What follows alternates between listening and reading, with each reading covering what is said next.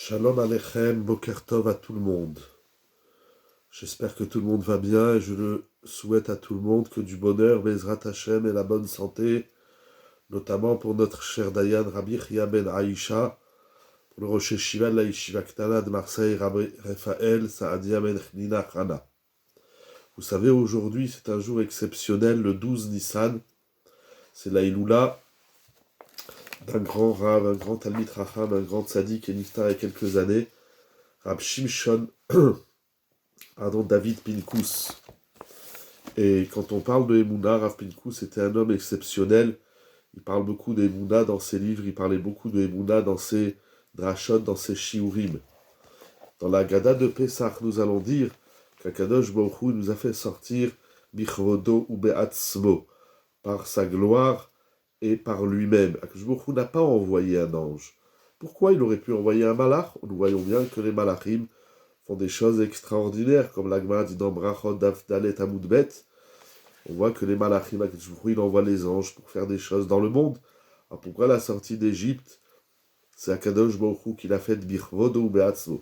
Qu'est-ce que ça veut dire qu'Akadosh Baruch Hu, il fait des miracles et il fait la sortie d'Égypte par lui-même? C'est une grande question. Déjà, le Maharal en parle dans son Gvurot Hashem, au chapitre 52 et 55. Mais Rav Pinkus nous invite à une réflexion intéressante. Une idée qui est ramenée dans son livre Sichot Morenu à Gaon Rabbi Shimon David Pinkus sur Pessah, page Koufret, et inspirée également de la Haggadah Shel Pessah Tiferet Shimshon, page Kouf Kafret. Rav Pinkus nous dit, qu'est-ce que c'est que la Emouna? Qu'est-ce que c'est? Nous, on pense que la Emouna, c'est que voilà, on a foi en Akadosh Baruch Hu, que c'est lui qui fait tout dans le monde. Alors on le dit, mais est-ce qu'on le vit? Qu'est-ce que ça veut dire qu'Akadosh Baruch Hu, il fait tout? Akadosh Baruch Hu, il fait tout dans le monde. C'est-à-dire que moi, j'ai la possibilité de ne rien faire du tout. C'est pas comme rapporte Rav Valach. Il ramène l'histoire d'un Rav, j'oublie le nom de ce Rav. Il y avait un Rav, tout ce qu'il faisait, ça marchait. Il avait de la hatzlacha, de la réussite dans tout ce qu'il faisait. Tout ce qu'il faisait, ça marchait. Alors un jour, ses élèves, ils lui ont dit, Rabbi, mais comment vous faites?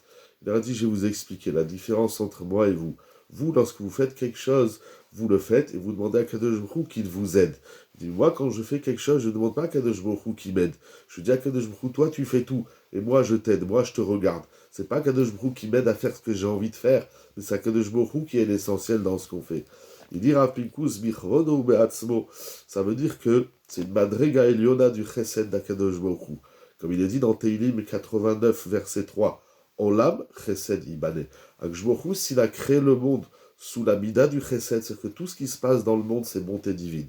Qu'est-ce que ça veut dire que c'est bonté divine? Ça veut dire que tout ce que j'ai à faire, moi, c'est de me remettre au chesed d'Akadosh Baruch Hu. Qu'est-ce que ça veut dire se remettre à la bonté divine? C'est-à-dire qu'en vérité, moi, j'ai jamais le mérite de recevoir quoi que ce soit. Et je dois seulement dire à Akadosh Baruch Hu, je sais très bien, comme on le voit d'ailleurs au moment de la sortie d'Égypte, le Midrash, il dit dans Ruth Rabbah, que les enfants d'Israël, au moment de la sortie d'Égypte, ils étaient aussi des idolâtres. Alors par quel mérite Akadosh Baruch Hu les a sortis? Par aucun mérite. On ne cherche pas des mérites. On ne cherche pas des srouillottes. Ce qu'on a dans la vie, c'est pas en vertu de ce qu'on a fait ou de ce qu'on n'a pas fait. C'est en vertu uniquement de la bonté divine du chesed Akadosh Baruch Hu. Avoir la Emouna, c'est de dire à Akadosh Baruch Hu, j'ai très bien compris que c'est toi qui fais tout. J'ai très bien compris que j'essaye pas, n'attends pas de moi quelque chose, parce que moi je suis faible, parce que moi je suis nul. Mais je suis d'autant plus nul que sur une chose, l'homme n'a pas le droit d'être nul. C'est dans la Emouna. C'est pas des fois les gens ils disent, moi qu'est-ce que je suis, qui suis-je, je suis pas au niveau, je suis pas à la hauteur, je suis rien du tout. Mais, et donc, il reste pareil. Non, Akadosh Baruch Hu, je sais très bien, mais Hashpot Yarim, je sais très bien que tu peux me sortir de cette nullité. Comment? Par la Emouna. La Emouna, cette ma'amine, que puisqu'Akadosh Baruch Hu, il fait tout. Alors même si moi je suis rien, lui, Akadosh Baruch Hu, il va tout faire. Mais pour ça, il faut de la Emouna. Et comment on voit cette Emouna? Où est-ce qu'on la voit? On voit cette Emouna lorsque l'homme, il sait dire que il peut se transformer, et Akadosh Baruch Hu peut le transformer en une autre personne, en une personne meilleure, malgré toutes ses erreurs, malgré toutes ses fautes. Et il dit que c'est ça la Emouna. La Emouna, c'est dire à Kadosh Baruch Hu, moi, je peux rien faire.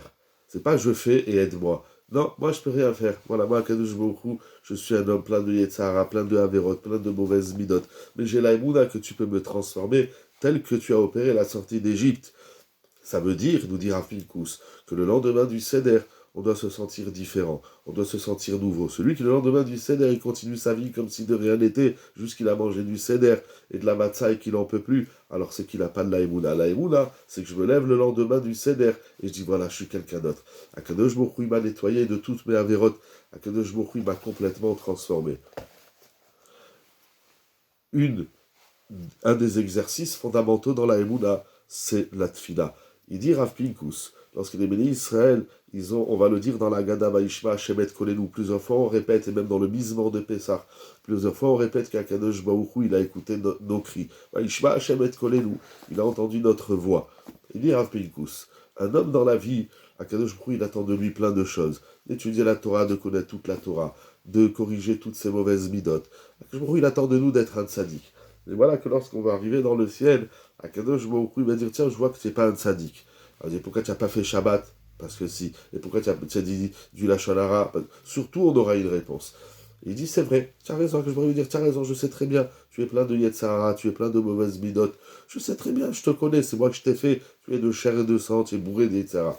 Mais une chose sur laquelle l'homme il n'aura pas de réponse, c'est pourquoi il n'a pas prié.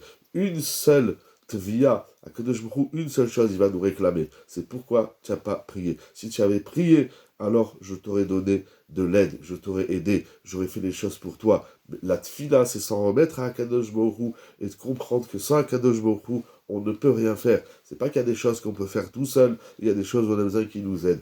Akadosh Baruch Hu, il va nous réclamer une chose, pourquoi tu n'as pas prié. La tfila, c'est l'exercice de la Emouna, notamment. Ça veut dire que dans tout ce qu'on doit faire, et dans tout, même dans ce qu'on ne fait pas, dans tout ce qu'on n'a pas la possibilité de faire, on doit lui dire à Kadosh Baruch Hu, aide-moi, ouvre-moi les portes du chesed, les portes de la bonté, les portes de la santé. Il y a des choses, on ne sait pas, des fois l'homme il dit, ben voilà, je peux rien faire, ben voilà, c'est fini, c'est foutu, il n'y a plus rien à faire. Non, pour un juif, il n'y a pas plus rien à faire. Pour un juif, il y a toujours quelque chose à faire. Il ne va pas te dire pourquoi tu n'es pas un Talmid Racham. Il ne va pas te demander pourquoi tu n'es pas un Tzadik. Il ne va pas te demander pourquoi tu as fait des Averot. Il va nous demander pourquoi tu n'as pas prié. Pourquoi tu ne m'as pas demandé de t'aider à être un Tzadik. Pourquoi tu ne m'as pas demandé de la santé. Pourquoi tu ne m'as pas demandé des enfants. Pourquoi tu ne m'as pas demandé la parnassa. Pourquoi tu ne m'as pas demandé de t'aider dans tel Yetzirah ou dans tel Yetzirah. Pourquoi tu n'as pas prié et tu ne m'as pas demandé de l'aide. C'est ça qu'Akadosh Baruch Hu, il va nous réclamer. C'est ça la tvia d'Akadosh Baruch Hu. Il raconte la fameuse histoire très connue d'un médecin qui était... Donc c'était son tour aux urgences. Il va travailler dans un hôpital et on lui dit voilà, c'est une région dans l'hôpital où il y a beaucoup de cas dramatiques, c'est des grandes urgences. Il dit voilà, il peut y avoir des nuits où tout va bien, les malades, bon, ils sont là, ils sont branchés, tout va bien. Mais il peut y avoir une nuit où il y a beaucoup, tout le monde se réveille, un il a un problème de respiration, l'autre de médicaments, l'autre cardiaque. Il dit voilà, sache que tout seul, dans cet étage, tu ne peux pas te débrouiller. Tu ne peux pas te débrouiller. S'il y a le moindre problème, tu téléphones, les autres médecins, les autres urgentistes, ils viennent t'aider. Et voilà qu'effectivement, la nuit où il est de besogne, alors et puis il y a un premier malade qui se réveille, il y a un deuxième, et un troisième, et il a besoin d'oxygène, et l'autre il a besoin de morphine, et l'autre il a besoin de ci, et voilà qu'il ne s'en sort pas. Et malheureusement, il y a quelques patients qui meurent. Ensuite s'ensuit un procès. Et alors on lui dit au médecin, il dit, pourquoi tu as laissé les patients mourir? Il dit, mais j'ai fait tout ce que je pouvais, mais je ne pouvais pas m'occuper. Un, il fallait le brancher à l'oxygène, l'autre assis, l'autre, je ne pouvais pas tout faire. On dit, non mais monsieur, que tu ne pouvais pas tout faire. Sur ça, on n'a pas de question. C'est clair, toi tout seul, tu ne peux pas t'occuper de 50 malades. Mais il y a une chose que tu aurais dû faire, c'est prendre le téléphone et appeler au secours et demander de l'aide. C'est ça qu'Akadosh Baruch Hu va dire. Pourquoi tu ne m'as pas téléphoné? Pourquoi tu ne m'as pas demandé? Et la tfila de ce fait, c'est pas seulement le moment où on prie, bien sûr, les prières quotidiennes, elles sont très importantes. Mais dans tout ce que tu fais dans la vie, dire Akadosh Baruch Hu, aide-moi pour que ça fonctionne.